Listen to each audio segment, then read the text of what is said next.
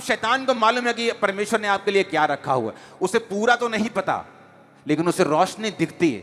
उसे ये तो मालूम है कि कुछ पक रहा है, कोई सब्जी पक रही है, कौन सी ये उसको मालूम नहीं। आप किधर जाएंगे, कौन सी कुर्सी पे होंगे, आप आईएएस होंगे कि बड़े पास्टर होंगे, या बड़े बिजनेसमैन होंगे, या बड़े ब्लेस्ड होंगे, या फॉरेन में होंगे, या यहाँ ब्लेस्ड होंगे, ये तो उसको नहीं मालूम। लेकिन उसको मालूम है कि इनमें से कुछ होने वाला है आपकी लाइफ में। और वो पूरी कोशिश करता है आपको उन चीज़ों में फंसाने के लिए जो चीज़ें परमेश्वर ने बनाई हैं कि आप उनमें ना फंसे, आप उनमें ना जाएं। शैतान की वो कोशिश रहती है कि आप उनमें फंसें। हालेलुया। अब जब मैंने आपको ये बता दिया कि छुटकारा आसान नहीं, आप यीशु मसीह में आए, आपने छुटकारे के वचन पढ़े, आपने बाइबल में देखा अच्छा मेरे संतान नहीं, लेकिन वचन कहता है धर्मी का वंश बचाया जाएगा। तो बाइबल के मुताबिक मैं धर्मी हूं क्योंकि मैंने जीसस क्राइस्ट के वचनों को कबूल कर लिया है। मैं यीशु मसीह की संतान हूं तो मैं धर्मी हूं। बैप्टाइज्ड लोग धर्मी हैं, धर्मी का वंश बचाया जाएगा। अब आपको वायदा पता लग गया कि परमेश्वर ने मेरे साथ एक वायदा किया है छुटकारे का। अब उस वायदे के अनुसार प्रार्थना करना, परमेश्वर के घर में जाना, परमेश्वर के घर में उन दर्शनों को फॉलो करना जो परमेश्वर ने अपने दास को दिए हैं। और ये चीजें फिर आपकी लाइफ में छुटकारे को लेके आती, क्योंकि छुटकारा कोई 6 महीने, साल, 2-3 साल की गेम बिल्कुल नहीं। अगर आप जल्दी में हैं तो छुटकारा आपके लिए नहीं। और जिस छुटकारे की मैं बात कर रहा हूं, ये हीलिंग से बड़ा है, फाइनेंशियल ब्लेसिंग से बड़ा है, ये आपकी बरकत से बड़ा है, ये आपकी मैरिज से बड़ा है, क्योंकि ये चारों दिशाओं में आपकी लाइफ में काम करेगा। आपको पहाड़ के ऊपर स्थिर करेगा जहां से आप सबको देख सकेंगे लेकिन कोई आप तक नहीं पहुंच पाएगा। मुझे आशा है कि ये वचन आपकी लाइफ में काम कर रहे हैं। आमीन। जब मैं मसीह में आ गया, मैंने वायदे पढ़ लिए। अगर एक गरीब व्यक्ति मसीह में आता है, गरीबी का श्राप उसके बाप दादा उसे छोड़ ही नहीं रहा उसको, तो वचन कहता है मैं तुझे सिर बनाऊंगा। वचन कहता है मैं तुझे, अब्राहम की बोला परमेश्वर ने, दुनियावी और आत्मिक सब तरह की आशीषें मैं तुझे दूंगा। मेरे पास दुनियावी ब्लेसिंग्स भी हैं, लेकिन मैं उन्हें फेसबुक पे उन्हें जाकर उनका घमंड नहीं करूंगा, क्योंकि मैं उनके लिए नहीं बुलाया गया हूं। पर मैं उनसे पीछे नहीं हूं। मेरे पास सब कुछ है, मैं लेकिन अपना ध्यान आत्मिक रखूंगा, क्योंकि मैं दुनियावी आशीषों के लिए भी बुलाया गया, मुझे मालूम है, लेकिन वो दूसरा प्लेस है। पहला आत्मिक आशीष है। अगर मैं आत्मा में बढ़ूंगा तो दुनियावी आशीषें मेरे पीछे पड़ के मुझे मिलेंगी, बाइबल कहती है। लेकिन मैं इतना क्रेजी नहीं कि अपनी गाड़ियों को फेसबुक पे शो करता रहूं, क्योंकि मुझे मालूम है ये मेरी ही है, क्योंकि मैं जीसस का हूं। आमीन। हर दुनिया की बेस्ट ब्लेसिंग जैसे उस ऑयल को आप सिर पे लगाएंगे, आपकी लाइफ का हिस्सा होगी इन जीसस ने। आमीन। 7 बार चाहिए और ऊंचा चाहिए।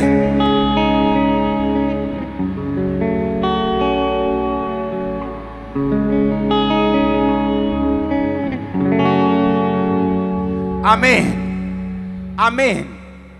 जब मैं मसीह में आ गया, मुझे वायदे मालूम हैं।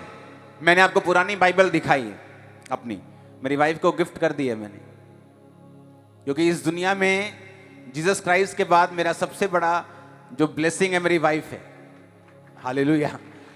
तो मैंने इसको बाइबल अपनी गिफ्ट की। अगर आज भी, मैं अगले हफ्ते शायद लेके आऊं, अगर आज भी आप मेरी बाइबल देखेंगे तो कहीं कहीं से बिल्कुल येलो है, वो उसके पेपर्स काले हो चुके। लाल बाइबल थी मेरे पास और वो काली हो चुकी। कहां कहां से काली हुई? जब मैं वचन पढ़ता था तो वचन में लिखा था ये है, वो है, मैं तुझे ऐसा, तो मुझे लगता था कि हाँ, क्या परमेश्वर इस पागल की लाइफ में इतना बड़ा काम कर सकते हैं?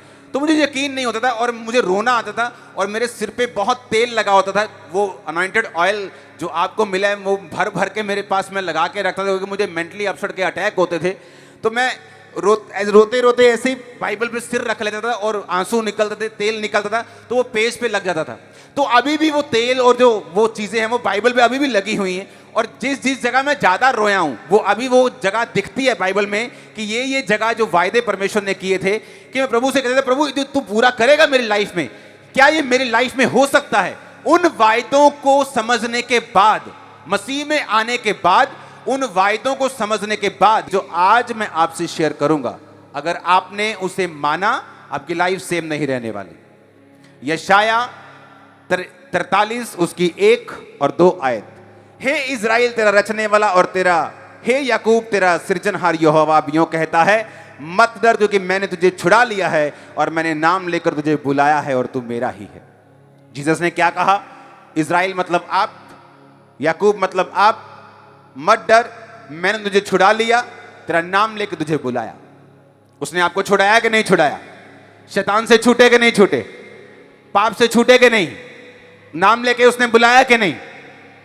अब आगे बढ़ेंगे।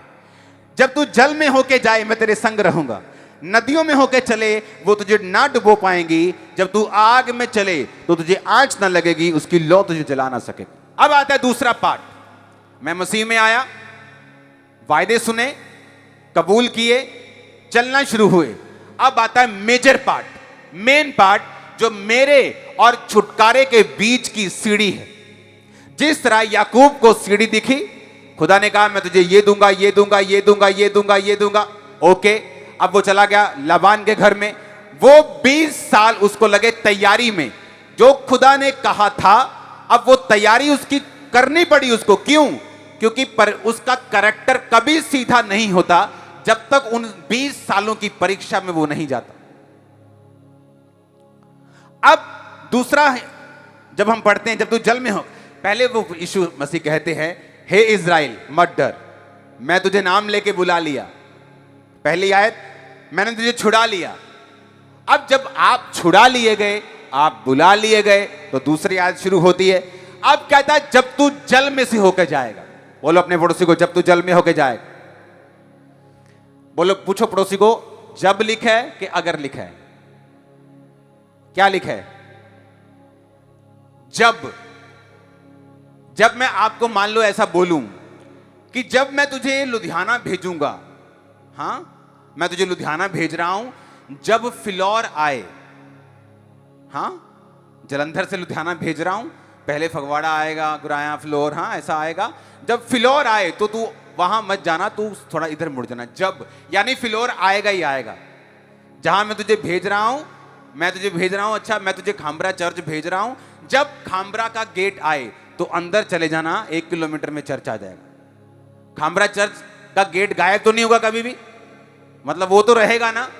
जब परमेश्वर बाइबल यूज करती है, जब का मतलब है ये डेफिनेट आपके साथ होगा। आमीन मत बोलो, ये परीक्षा है ये होगी पर जरूर। हालेलुया।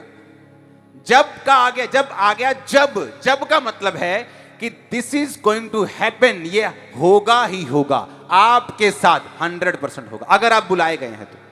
अगर आप हीलिंग के लिए आए, जस्ट देखने के लिए आए हैं तो स्वागत है, कोई प्रॉब्लम नहीं है। देखो, परखो, चेक करो। जो हीलिंग ले रहे हैं उनके घर में जाओ, चेक करो खरीदे हुए तो नहीं है, बिके हुए तो नहीं, सब चेक करो, कोई प्रॉब्लम नहीं। लेकिन अगर तुम सचमुच उस जीवन को जीना चाहते हो जो परमेश्वर बाइबल में वायदा करता है, तो मैं उस जीवन की बात कर रहा हूं। परमेश्वर कहता है जब तू पानी में से जल में होके जाएगा मैं तेरे संग रहूंगा। उसने ये नहीं कहा जब तू जल में से होके जाएगा तो मैं तुझे जाने नहीं दूंगा, मैं तुझे बचा लूंगा, मैं किश्ती भेज दूंगा, मैं तुझे जल में होकर जाने नहीं दूंगा। उसने कहा जब तू जल में होके जाएगा मैं तेरे साथ रहूंगा। नदियों में होके जाएगा तुझे डुबो ना पाएंगी, और जब तू आग में चलेगा, अगर कोई व्यक्ति आग के पास चला जाता है तो भागता है वहां से, हाँ फटाफट भागता है कि यार गर्मी है यहां। तंदूर के पास अगर चले जाए तो वहां से फटाफट निकलता है कि गर्मी है। लेकिन जीसस क्राइस्ट ने कहा जब तू आग में चलेगा, यानी जब तेरी परख की आग तुझ पे होगी तो तू भाग नहीं सकेगा।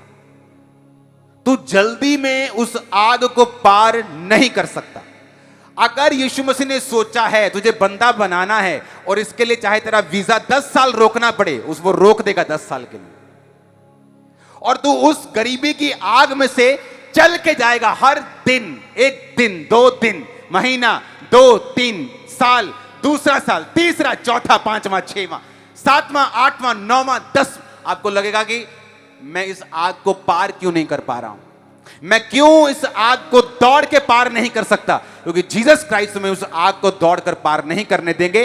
अगर वो जीसस क्राइस्ट में एक परमानेंट छुटकारे की ओर लेके जा रहे हैं तो, अगर वो छुटकारा तुम्हारे वंशों का उसने सोचा हुआ है और एक ऐसा छुटकारा सोचा है जो तुम्हारे मृत्यु जीसस क्राइस्ट के आने तक तुम्हारे पास रहेगा, मैं उस छुटकारे की बात कर रहा हूं। ये तुमसे वापस नहीं जाएगा। तुम्हारी इज्जत बढ़ेगी, ब्लेसिंग्स बढ़ेंगी। आमीन।